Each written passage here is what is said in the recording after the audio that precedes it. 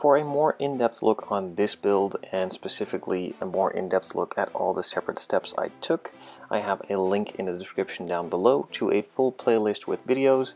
All those videos have voiceover with me explaining all the separate steps and the small details.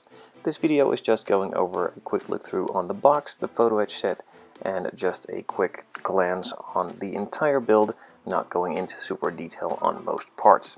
Now, if you are interested in these kinds of builds, I have a lot more of these build videos and also a lot more of the build series, just like in the playlist on my channel, along with a lot of how-tos, so feel free to check those out as well.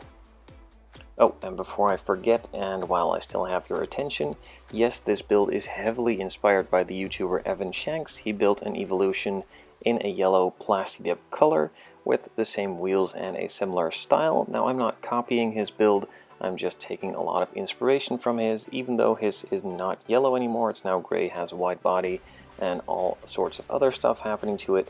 I wanted to note that mine is inspired by his, but not a replica. So before all of you start commenting Evan Shanks, it's not an exact replica, it just looks like it because it's yellow and has the same wheels. Enjoy the video.